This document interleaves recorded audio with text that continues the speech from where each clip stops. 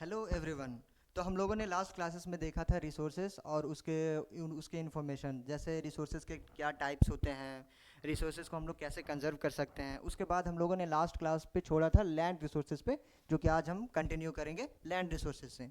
तो land resources क्या है? लैंड रिसोर्सेज ये सबसे इम्पॉर्टेंट रिसोर्स है हमारे लाइफ के लिए। जैसे ये हमें बहुत सारी चीज़ों में हेल्प करता है, हमारा जो लैंड है। जैसे नेचुरल वेजिटेशन में प्रोवाइड होता है, वाइल्ड लाइफ के लिए हेल्पफुल है, ह्यूमन लाइफ के लिए हेल्पफुल है, इकोनॉमिक एक्टिविटीज़ के लिए हेल्पफुल है। जैसे बहुत सारे मिनरल्स हमें प्रोवाइड करता है, ट्रांसपोर्ट एंड कम्युनिकेशन सिस्टम्स के लिए हेल्पफुल है। तो हमारा जो लैंड है वो 3 पार्ट्स में डिवाइडेड है, या 3 पार्ट्स में हम इसे कैटेगराइज कर सकते हैं। किस में प्लेन्स में, माउंटेन्स में, प्लेट्यूज में। तो प्लेन्स हमारे पास 43% है, माउंटेन्स की बात करें तो वो 30% है, प्लेट्यूज 27% है। तो ये हमारे लिए हेल्पफुल कैसे हैं? अगर हम माउंटेन्स की बात करें तो माउंटेन हमारे लिए हेल्पफुल है बाय ये हमें प्रोवाइड करता है क्या? Perennial flow of river. Perennial मतलब होता है वैसे रिवर्स जो साल भर बहती रहती हैं। जैसे अगर हम हिमालय का एग्जांपल लेते हैं तो हिमालय से इंदस बहती है, ब्रह्मपुत्रा बहती है, गंगा बहती है। वो क्या है? सालों भर बहने वाली रिवर्स है। दूसरा बात करें जो प्लेट्यूज, प्लेट्यूज हमें प्रोवाइड करते हैं क्या? Minerals, fossil fuels and forest. और बात करें प्लेन्स, तो प्लेन्स ये हमें एग्रीकल्चर के लिए हेल्पफुल है, इंडस्ट्रियल एरियाज हम लगाते हैं, इंडस्ट्रीज लगाते हैं, इसके लिए ये हेल्पफुल है। अभी बात करते हैं इसके दूसरे टॉपिक, लैंड यूटिलाइजेशन। अब हम लैंड को यूटिलाइज कैसे करते हैं, या ये यूटिलाइज कैसे होता है? फर्स्ट है ये फॉरेस्ट के थ्रू यूटिलाइज होता है। हमारे लैंड में बहुत सारे फॉरेस्ट हैं, उससे हमारा लैंड यूटिलाइज हो रहा है। दूसरा यूटिलाइजेशन हो रहा है लैंड जो हमारा है वो कल्टीवेशन के लिए अवेलेबल नहीं है। कैसे? तो बहुत सारे लैंड्स क्या है? बैरन लैंड है, बंजर ज़मीन है, वेस्ट लैंड है। दूसरे क्या है? वैसे लैंड जिसमें बिल्डिंग्स बना हुआ है, रोड्स बने हुए हैं, उस पर तो हम एग्रीकल्चर कर ही नहीं सकते हैं, तो वैसे लैंड्स हैं। और कुछ अदर कल्टिवेटेड लैंड, ये वैसे लैंड है जो ग्रेजिंग लैंड्स हैं। अभी जहाँ पे जो जानवर जो ग्रेज करते हैं उन एरियाज़ में तो हम कल्टीवेशन कर नहीं सकते हैं। दूसरे वैसे हैं जो मिसलिनियस ट्रीज उगे हुए हैं, उसमें भी हम कल्टीवेशन नहीं कर सकते हैं। और ये कल्चरल वेस्ट लैंड्स, ये वैसे वेस्ट लैंड है जिनमें पिछले 5 सालों से कल्टीवेशन नहीं हुआ है। इसका और भी टाइप्स हैं, जैसे फोर्थ फैलो लैंड्स। फैलो लैंड्स भी 2 टाइप के होते हैं। जैसे करंट फैलो लैंड्स, ये वैसे लैंड्स हैं जिन पे कल्टीवेशन तो हो सकता है बट वो लास्ट 1 ईयर से हुआ नहीं है। और दूसरा other than current fallow lands, ये वैसे है जो जिनमें इनमें भी हो सकता है बट ये 1 से 5 सालों तक इनमें भी कल्टीवेशन नहीं हुआ है। फिर नेट सोन एरियाज वैसे हैं जिनमें जिनमें साल में सिर्फ एक ही बार कल्टीवेशन हुआ है। और अगर ग्रॉस क्रॉप्ड एरियाज़ की बात करें तो ये वैसे एरियाज़ होते हैं जिसमें पिछले एक साल में तो एक कल्टीवेशन होता ही है, साथ ही साथ उसमें 2 कल्टीवेशन भी हो सकता है। तो नेट सोन एरियाज़ जो हमारे इंडिया में है वो डिफरेंट स्टेट्स में डिफरेंट है। जैसे कि कुछ एग्जांपल देखें, पंजाब हरियाणा में देखें तो पंजाब हरियाणा में सिर्फ नेट सोन एरियाज़ 80% है। और वहीं देखें अरुणाचल प्रदेश, मणिपुर, मिज़ोरम, अंडमान निकोबार, इसमें सिर्फ 10% है। और देखें land use pattern in India. Land का यूज़ पैटर्न कैसे है इंडिया में? तो इंडिया में जो टोटल जोग्राफिकल लैंड है इंडिया का वो क्या है? 3.28 मिलियन स्क्वायर किलोमीटर, जिसमें से हम इतना एरिया में 93 लैंड का ही डेटा हमारे पास अवेलेबल है, जिसमें जो रेस्ट 7% है वो अवेलेबल नहीं है, जो कि क्या है? वैसे लैंड्स है जो पाकिस्तान और चाइना के द्वारा ऑक्यूपाइड किया गया है।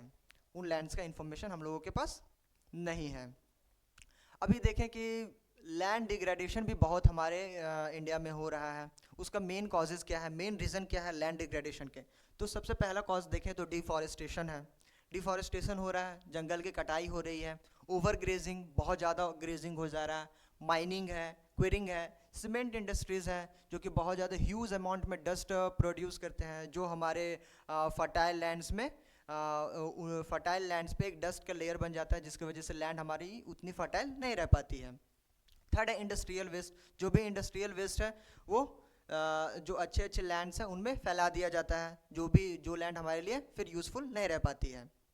जैसे कि कुछ एग्जांपल्स हैं, हाँ, झारखंड, छत्तीसगढ़, मध्य प्रदेश, उड़ीसा में बहुत ज़्यादा डिफॉरेस्टेशन हुआ है माइनिंग के वजह से। फिर गुजरात, राजस्थान, मध्य प्रदेश, महाराष्ट्र की बात करें तो वहाँ पे ओवर ग्रेजिंग की वजह से लैंड डिग्रेडेशन हो रहा है। पंजाब, हरियाणा और वेस्टर्न उत्तर प्रदेश की बात करें तो वहाँ पे ओवर इरिगेशन की वजह से लैंड डिग्रेडेशन हो रहा है। अभी इतने इतने ज़्यादा जो लैंड डिग्रेडेशन हो रहे हैं, अब इनको लेके हमें कुछ कंजर्वेशन मेजर्स भी लेना होगा, इन्हें बचाना भी होगा। तो बचाने के कुछ कुछ सॉल्यूशंस हैं। जैसे पहला तो हमें एफॉरेस्टेशन करना होगा, जो जितने जंगल के कटाई हुई है उन्हें फिर हमें जंगल लगाना भी होगा। प्रॉपर मैनेजमेंट करना होगा ग्रेजिंग के लिए। Planting for shelter belts of plants, हमें शेल्टर बेल्ट्स लगाना होगा इस टाइप के। जैसे यहाँ पे क्रॉप लगे हुए हैं, यहाँ पे ये हमारे क्रॉप्स लगे हुए हैं, ये बड़े बड़े ट्रीज़ हैं, और इधर से जो भी विंड्स आ रही हैं हमारे, तो ये जो ट्रीज़ है ये इन विंड्स को कंट्रोल करके हमारे जो क्रॉप है इनको अफेक्ट नहीं होने देती है। ऐसे इस टाइप के शेल्टर बेल्ट्स लगाने होंगे। ठीक है, प्रॉपर मैनेजमेंट ऑफ वेस्टलैंड्स करवाना होगा। जो भी इंडस्ट्रियल जो वेस्ट जो फैला देती है जो कंपनीज इधर उधर, उन्हें हमें प्रॉपर मैनेज करना होगा। माइनिंग एक्टिविटीज़ को कंट्रोल करना होगा प्रॉपर ठीक है। उसके बाद फिर हम आगे देखते हैं कि इसका एक दूसरा टॉपिक है सॉइल। सॉइल जो कि इस चैप्टर के लिए बहुत ज़्यादा इम्पॉर्टेंट टॉपिक है। सॉइल की बात करें तो ये भी बहुत ज़्यादा इम्पॉर्टेंट रिसोर्स है हमारे लिए, जो कि रिन्यूएबल एंड नेचुरल रिसोर्स है। और ये किसके लिए मीडियम बनता है? ये plant growth and support, plant को ग्रोथ करवाता है, सपोर्ट करवाता है क्या? सॉइल। और जो थोड़े से जो सॉइल होते हैं उनको बनने में मिलियंस ऑफ ईयर लग जाते हैं। सिर्फ सॉइल का एक छोटा सा लेयर बनने में, कुछ सेंटीमीटर्स बनने में काफ़ी टाइम ले लेता है। सॉइल का फॉर्मेशन कैसे होता है? Change in temperature, action, running. जैसे कि अगर एग्जांपल से एक देखें तो ये हमारे सॉइल्स के कुछ लेयर्स हैं। ये अनवेदर्ड, ये रॉक्स हैं। जैसे कि अगर हम एक एग्जांपल देखें, जैसे आप लोगों ने कभी ना कभी तो देखा होगा कि कुआं को कैसे खोदा जाता है। तो कुआं जब खुदता है तो ऊपर की जो जो मिट्टी रहती है, जो सॉइल रहती है, वो अलग रहती है। फिर जैसे जैसे हम लोग जितने भी गहराई में जाते हैं तो वो मिट्टी क्या होती है? चेंज होती जाती है। फिर हम लोगों को एक टाइम के बाद कहीं ना कहीं कुछ स्टोन्स भी मिल जाते हैं। तो ये उसी टाइप के होते हैं। और जो मिट्टी जो बनती है हमारी, जो सॉइल बनती है, वो उनके क्या क्या रीजंस हैं? टेम्परेचर में चेंज होता है, रनिंग वाटर है, विंड एंड ग्लेशियर है, एक्टिविटीज़ ऑफ डिकम्पोजर्स हैं। और साथ में जो सॉइल्स होते हैं वो कंसिस्ट क्या करते हैं? ऑर्गेनिक और इनऑर्गेनिक मटेरियल्स को भी। अभी देखें तो सॉइल के कुछ टाइप्स हैं। एलुवियल सॉइल है, रेड सॉइल है, लिटरेट सॉइल है, एरिड सॉइल है, माउंटेन एंड फॉरेस्ट सॉइल है, ब्लैक सॉइल है। तो सबसे पहले हम स्टार्ट करते हैं सॉइल से। तो देखेंगे यहाँ पे आप देख सकते हैं ये इंडिया, ये हमारे एनसीईआरटी बुक में ये मैप दिया हुआ था। आप देख सकते हैं ये जो एरियाज़ हैं ये हमारे क्या है? ये हमारे फॉरेस्ट एंड माउंटेन सॉइल्स हैं। ये हमारे प्लेन सॉइल्स हैं। ये एरिड सॉइल है, ये हमारा ब्लैक सॉइल है। ये आप कुछ कुछ पार्ट देख सकते हैं लिटरेट सॉइल का, इधर है, इधर है, इधर है, ठीक है, इधर है। और कौन सा सॉइल बच गया हमारा? Alluvial soil. एलुवियल सॉइल तो हो गया है, ठीक है। अभी इसको हम बारी बारी से देखते हैं। सबसे पहले स्टार्ट करते हैं एलुवियल सॉइल से। तो एलुवियल सॉइल क्या है, हमारे लिए कैसे हेल्पफुल है? तो सबसे पहले एलुवियल जो सॉइल है ये हमारे जो इंडिया में है ये वाइडली स्प्रेड है, बहुत ज़्यादा एरियाज़ में फैला हुआ है। जैसे कि आप यहाँ पे देख सकते हैं इस मैप पे, ये देखिए, ये हमारा जो भी एलुवियल सॉइल है ये काफ़ी एरिया में फैला हुआ है। ये इसलिए फैला हुआ है क्योंकि ये जो भी जो रिवर्स हैं, जैसे यहाँ से गंगा बहती है, यहाँ से यमुना है, यहाँ पे ढेर सारे रिवर्स हैं, जिसकी वजह से जो रिवर्स बहती है तो अपने साथ कुछ कुछ डिपॉजिट्स करते जाती है, जिनको हम सॉइल्स बोलते हैं। और उन्हीं सॉइल्स को एलुवियल सॉइल्स बोलते हैं, जो हमारे इंटायर नॉर्दर्न प्लेन्स में डिपॉजिटेड है। जैसे यहाँ देख सकते हैं रिवर सिस्टम्स इसे इन्हें डिपॉजिट करती हैं। इंदस है, गंगा है, ब्रह्मपुत्र है, ये मेनली। और ये कुछ कुछ इस वाले रीजन में भी मिलता है। इस वाले रीजन में देख लें यहाँ पे कौन कौन सा रिवर है? कृष्णा है, गोदावरी है, महानदी है। उसके बाद फिर एलुवियल सॉइल, और एलुवियल सॉइल के पास सैंड, सिल्ट और क्ले का भी पोर्शंस रहता है। अभी और देखें कि जो एलुवियल सॉइल होता है वो 2 पार्ट्स में डिवाइडेड होता है, 2 पार्ट्स में क्लासिफाई होता है, ओल्ड एलुवियल सॉइल और new alluvial soil. Old alluvial soil को हम भांगर बोलते हैं और न्यू एलुवियल सॉइल को हम खादर बोलते हैं। जो न्यू एलुवियल सॉइल रहती है वो हमारी ज़्यादा फर्टाइल रहती है कंपैरेटिवली भांगर सॉइल के, ठीक है। और फिर यहाँ देखें contains adequate proportion for potash, ये पोटास कंटेन करती है, फॉस्फोरस और लाइम भी। और ये आइडियल ग्रोथ होती है, ये सबसे ज़्यादा हेल्पफुल रहती है किसके, शुगर के लिए, पैडी के लिए, वीट के लिए और अदर कुछ सीरियल प्लांट्स एंड पल्सेस के लिए, पल्सेस क्रॉप्स के लिए भी ज़्यादा रहती है। और इन्हीं एरियाज़ में बहुत ज़्यादा पॉल्यूशन भी, हमारे नॉर्थ इंडिया में जितने भी हम लोग सुने होंगे ये बहुत ज़्यादा पॉल्यूटेड है, पॉपुलेटेड है। अभी हम आगे देखें इसका जो दूसरा ब्लैक सॉइल के बारे में देखते हैं। तो ब्लैक सॉइल जनरली इसका जो कलर होता है वो ब्लैक होता है। इसे हम क्या रेगुलर सॉइल के भी नाम से जानते हैं। और ये कॉटन के ग्रोथ के लिए हेल्पफुल रहते हैं, जिसके लिए हम इसे बोलते हैं ब्लैक कॉटन सॉइल भी बोलते हैं। और मैक्सिमम ये स्प्रेड है, ये किसमें, डेक्कन एरिया में स्प्रेड है। और फिर देखें ये कहाँ पे है, महाराष्ट्र में है, सुरसत्रा में है, मालवा में है, मध्य प्रदेश और छत्तीसगढ़ में भी प्रेजेंट है। एंड इसमें भी फाइन क्ले मटेरियल्स प्रेजेंट होते हैं। और ये मॉइस्चराइजर जो मॉइस्चर होता है उनको लॉन्ग टाइम तक होल्ड करके रख सकते हैं। इनमें rich source of soil nutrition रहता है, जैसे कि calcium carbonate, magnesium, potash and lime. ये जब बहुत टाइम तक इनमें जब मॉइस्चर कम हो जाती है तो ये क्या कर जाते हैं, क्रैक्स पड़ जाते हैं इनमें, खास करके गर्मियों के दिन में ज़्यादातर क्रैक्स पड़ते हैं। और जब ये गीला होते हैं तो ये काफ़ी चिपचिपी मिट्टी बन जाती है। अभी देखें रेड एंड येलो सॉइल। तो रेड एंड येलो सॉइल वैसे सॉइल्स होते हैं, ये जनरली जो रेड कलर के होते हैं ये कब होते हैं, इनमें क्योंकि आयरन का कंटेंट्स बहुत ज़्यादा होता है। और ये येलो तब होते हैं जब वो सॉइल्स हाइड्रेटेड होते हैं। और ये क्रिस्टलाइन इग्नियस जो रॉक होते हैं उनके वो जब टूटते हैं, वो जब फ्रेगनेंट होते हैं, उनके हेल्प से ये क्या रेड सॉइल बनती है हमारी। और ये बहुत ज़्यादा फैली हुई कहाँ पे, उड़ीसा में मिलेगी, छत्तीसगढ़ में मिलेगी and southern parts of middle Ganga plains में भी मिलेगी। जैसे आप देख सकते हैं इधर red soils, red and yellow soil. अभी बात करें नेक्स्ट लिटरेट सॉइल की। तो ये laterite soil develops under the tropical region, tropical and subtropical regions. Tropical मतलब वैसे रीजन्स होते हैं, ट्रॉपिकल रीजन जहाँ पे बहुत ही ज़्यादा रेनफॉल्स होती है और जहाँ पे बहुत ज़्यादा टेम्परेचर भी होता है।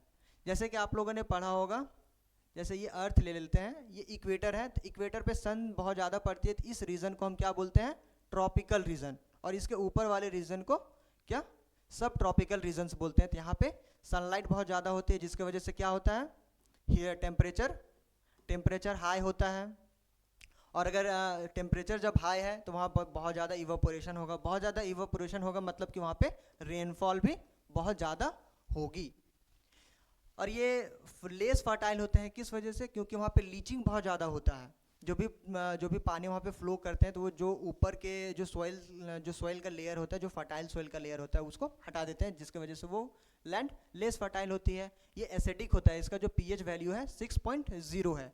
और ये जनरली कहाँ मिलता है, वेस्टर्न घाट्स में, Maharashtra, Orissa and some parts of Bengal. जैसे कि यहाँ पे आप देख सकते हैं इस वाले रीजन में है, इधर है, इधर है, इधर है, ठीक है। और ये सपोर्ट करते हैं evergreen forest and deciduous forest. जैसे इसका बात किया हम लोग, जब यहाँ पे बहुत ज़्यादा पानी पड़ेगा तो यहाँ पे बहुत ढेर सारी प्लांट्स एंड फॉरेस्ट निकल के आएगी। और ये यूज़फुल होते हैं किस लिए, टी के लिए, और कल्टीवेशन का ग्रोथ भी यहाँ पे बहुत ज़्यादा होता है। और अगर तमिलनाडु, आंध्र प्रदेश, केरला की बात करें तो ये यहाँ पे बहुत ज़्यादा क्या है, कैसव नट्स, इनका प्रोडक्शन बहुत होता है। फिर इनका नेक्स्ट देखें तो एरिड सॉइल्स। एरिड सॉइल्स वो होते हैं जहाँ पे बहुत कम रेनफॉल होता है, जैसे ये राजस्थान वाला एरिया में, और ये जनरली क्या होते हैं, रेड टू ब्राउन कलर में होते हैं, ये सैंडी टेक्सचर होते हैं, ये स्लाइन होते हैं नेचर में, लेस रेनफॉल की वजह से ये होता है। और ये ड्राई क्लाइमेट रीजन में होते हैं, जहाँ पे पानी नहीं पड़ेगा तो वो रीजन तो ऑटोमेटिकली ड्राई हो ही जाएगा। टेम्परेचर भी बहुत हाई होता है, रेनफॉल नहीं होता है तो इवापोरेशन बहुत ज़्यादा फास्ट होता है, और लैक ऑफ ह्यूमस, मॉइस्चर नहीं है, lack of humus and moisture, ठीक है। उसका फिर ये जनरली फाउंड होता है कहाँ, राजस्थान में। और ये प्रॉपर अगर इस एरिड एरिया को अगर प्रॉपर इरिगेट किया जाए तो वो भी हमारे लिए क्या, कल्टिवेबल एरिया या कल्टिवेबल लैंड बन सकती है। नेक्स्ट देखें फॉरेस्ट सॉइल। फॉरेस्ट सॉइल क्या है, ये जनरली हिली एंड माउंटेन एरियाज में मिलते हैं। जैसे कि इस वाले रीजन में हमारा क्या है, हिमालय है, जिस वजह से इस वाले रीजन में मिलता है, और कभी कभी इस वाले रीजन में मिलता है, इस कोस्टल वाले में। ये वेस्टर्न घाट है, ये ईस्टर्न घाट है, इस पे भी मिलता है। ये क्या होते हैं, लूमी सिल्ट होते हैं वैलीज में, और कोर्स ग्रैन होते हैं किसमें, अपर स्लोप्स में होते हैं। इनमें जो ह्यूमस होता है वो बहुत ज़्यादा रिच होता है। और इनमें कुछ नोट करने वाली बातें हैं, जैसे जो स्नो वाले जब स्नो से कवर रहते हैं ये एरियाज, तो वो क्या होते हैं, एसिडिक होते हैं और लेस ह्यूमस बन जाते हैं। और वही बात करें, ये लोअर पार्ट्स, वैलीज के लोअर पार्ट्स में पाए जाते हैं। जैसे ये जो माउंटेन्स है तो इनके जो वैलीज एरियाज में इनमें मिलते हैं। और ऐसे ही देखें तो जो हिली एरियाज में होते हैं, जो लैंड्स होते हैं, जो सॉइल्स होते हैं, वो लेस फर्टाइल होते हैं। क्योंकि जैसे अगर ये हमारा क्या है, माउंटेन है, अब यहाँ से जब पानी पड़ेगी तो यहाँ का जो सॉइल्स है वो फ्लो डाउन होकर नीचे आ जाएगी, तो जो भी यहाँ पे जो फर्टाइल सॉइल है अपर लेयर वाली, वो तो यहाँ आ गई, तो यहाँ का लैंड ज़्यादा फर्टाइल रहेगा कंपैरेटिवली दिस एरिया।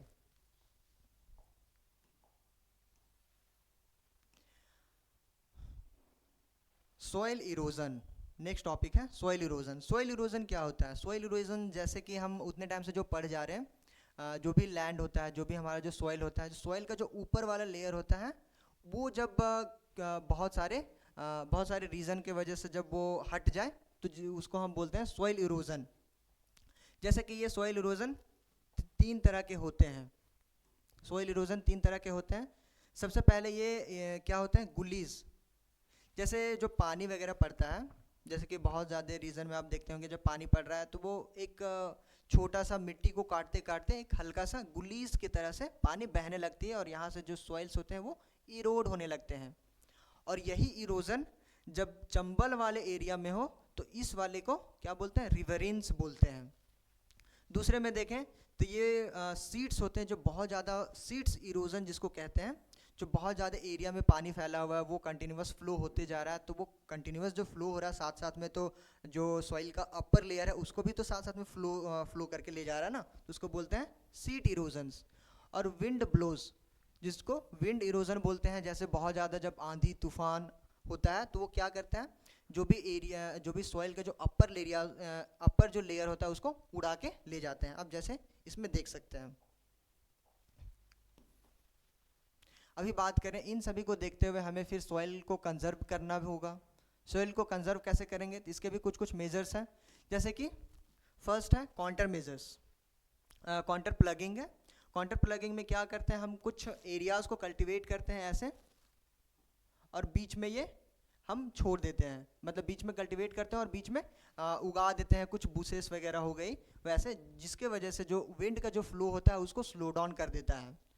फिर दूसरा देखें स्ट्रिप क्रॉपिंग, इसमें भी सेम वैसा ही करते हैं, बट इसमें थोड़ा सा ये जो बुसेस रहते हैं वो बड़े रहते हैं और वो विंड के फ्लो को कम करते हैं, और इसमें ये जो है ये वाटर के फ्लो को भी साथ साथ में कम करता है। टेरेस फार्मिंग की बात करें तो ये सीढ़ी नुमा होता है ऐसे, तो जो भी पानी यहाँ से आती है ये पानी स्टोर यहाँ पे भी रह जाती है, फिर यहाँ गिरती, फिर यहाँ, मतलब कि इससे हम पानी को कंजर्व करके रख सकते हैं। शेल्टर बेल्ट्स की बात करें तो शेल्टर बेल्ट्स, जैसा कि अभी कुछ देर पहले इसके बारे में बात किए थे हम लोगों ने, ये क्रॉप्स लगाए हुए हैं, यहाँ पे हम ट्रीज़ को लगा दिए, ये जो विंड्स हैं उनसे प्रोटेक्ट करेंगे इन सभी को।